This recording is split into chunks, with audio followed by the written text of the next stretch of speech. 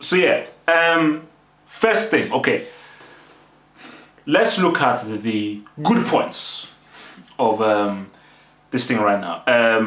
Good points off the bat, Andrew Garfield.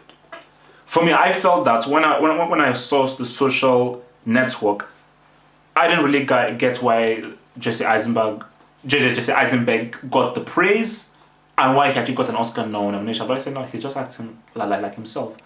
I felt when watching the film that Garfield was actually the better actor. But I said no, Garfield, he's the better actor. Okay, he's the better actor. And again, Imaginarium of Dr. Parnassus with Heath Ledger and Christopher Plummer. Again, he was good in that as well. So this guy's something. But it was really in Social Network that was where it's like, no, this guy has something. So when I knew he was picked, and I remember what he did in Social Network, I was like, yeah, this guy has something.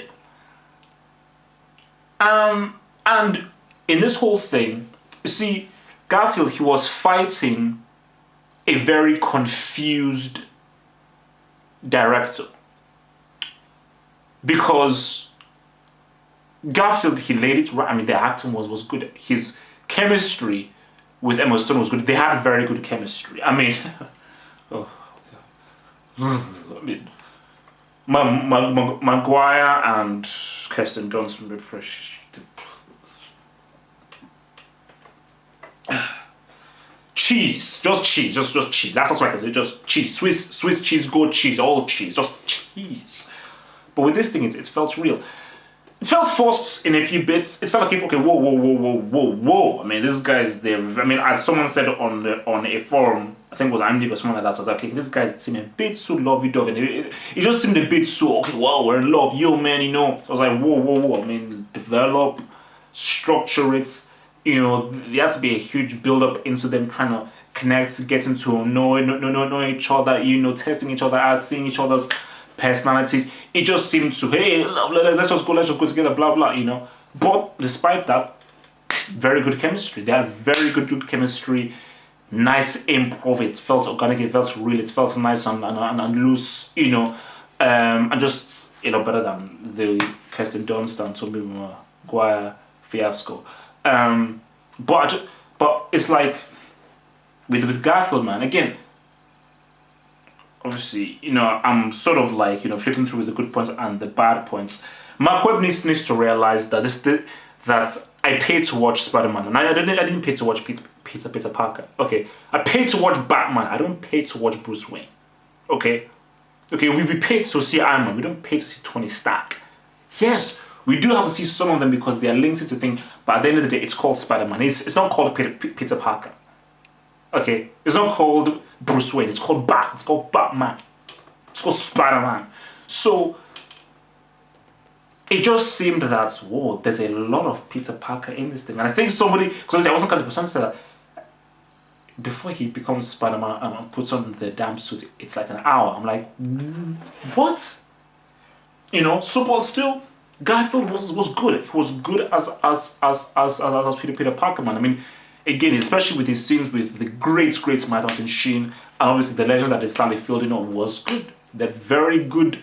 It just felt like really, like these guys are really connecting. It doesn't feel unbalanced. But Garfield, man, when he actually eventually put on the Spider-Man suit, look, I don't care what's in Spider-Man 3 or Spider-Man. I couldn't give it. I couldn't give it down. I mean, guys may think I'm real. I couldn't give it down. I told you, I'm real here.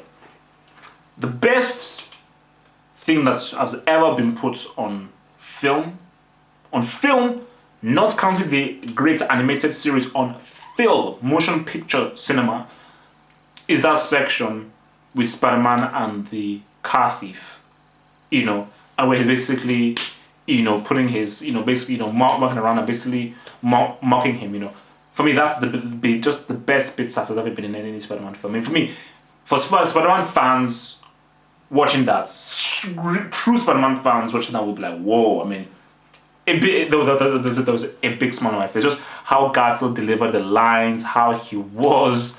I was like, wow, man, amazing. I mean, just Garfield just nailed it. He just nailed the lines. The delivery was perfection. Absolute perfection. It just took me back to the animated series. It took me back to the animated series. Yeah, man, this is Spider-Man. Okay, this is damn Spider-Man. But the problem is, why is it Saturday night? And why is that the only section that we see him doing that? Why is it all morbid? So yeah, we'll get to that afterwards. I mean, because I was like, wow, carry on. Build upon this. Evolve upon this. This is his character. Yes, he was cocky like that because of obviously the whole Uncle Ben thing and everything like that. But my goodness, Tobey Maguire was one way as Spider-Man, which I didn't agree, which was just very whiny, just very meh. Let's get something different. And they were saying, no, this is Spider-Man. This is what Spider-Man is, Uncle Ben or no Uncle Ben. Even when he finds himself to be the true hero, this should be his character. This is his character. He's a smarmy guy who's like, yeah, you know, making jokes all the time, very playful kind of guy. The guy that can really get into the villain's heads and basically like annoy them by telling quips. You know, this is Spidey. Okay, this is Spidey, man. You know, but yeah, man. I mean, Garfield really as Peter Parker, but especially as Spider-Man was just even, I don't know, just even the voice, the pitch of his voice, everything. I was like, no, yeah, man, this guy's just really hit it. He's really hit it. You know, Emma Stone, I thought, no, she was good. I mean, good.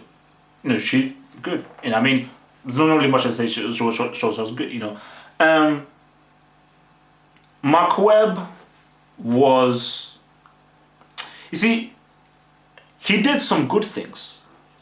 The acting scenes were done very well. I thought that he you know, even Dennis Leary putting all those guys in. I mean, the acting was done well. You know, the interaction with the guys was done well. Some of the, and you could tell that, you know, he has some very interesting kind of shots, interesting setups with the whole Spider-Man thing. You know, obviously when he was fighting the lizards, he slide down and how he just uses the webbing to basically dispatch him. There's some very interesting things that he did with the webbing and with the fighting as well, you know. Interesting things. But as a whole, I feel he was exposed. And my fears came to realize itself because I was like, this guy has just made one feature film that was a romantic film. Yes, he's done a couple of music videos, but he's made one film that was a romantic film. How do you give him something as humongous and huge as Spider-Man? Because the fight scene was, there were some good bits, some very good bits that showed Spider-Man's agility and movement, which you don't really get fully in the Raimi films. You know, there's a lot more dynamism in there, but at the same time, the CG was too much. The CG was just too much. I was like, can we just get some realness here, please? Please, you know? So the CG was just, I mean, it just got a bit too overboard, you know? So I was like, you know, but yeah, man, I mean, really, I just think that, you know, the main standout thing was, it was also structure. I mean, it was more of a film than Raimi's Abominations. I'm sorry, because I mean, all that cheesiness, smarminess is like, it wasn't in there. You know, this felt like, this is a real film. You know, these are real actors. The guys are really acting. These are some real characters that I can really connect with. You know, I could really connect with the Garfield guy. Again, Peter Parker is not some whiny always me guy, because I kind of was down. I mean, of the little I saw Spider-Man 1 and Spider-Man 2, I was like, this guy is extremely annoying. I was like, who the heck would want to go out with this guy? This guy is exceedingly annoying.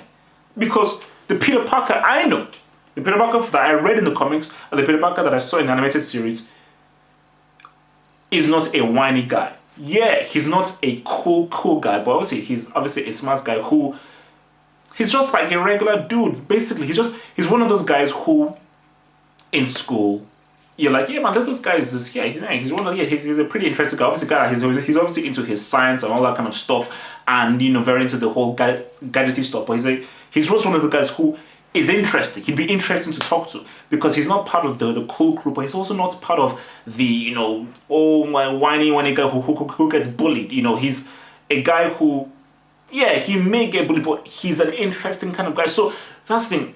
It's a tricky thing. You know, so he's somewhere in the middle of being cool and being like the guy who gets bullied, you know. So he's just a regular kind of guy who is fun, exciting, interesting, which is what Garfield got. And Mark Webb brought that, or Peter Parker. That's, this is an interesting kind of guy,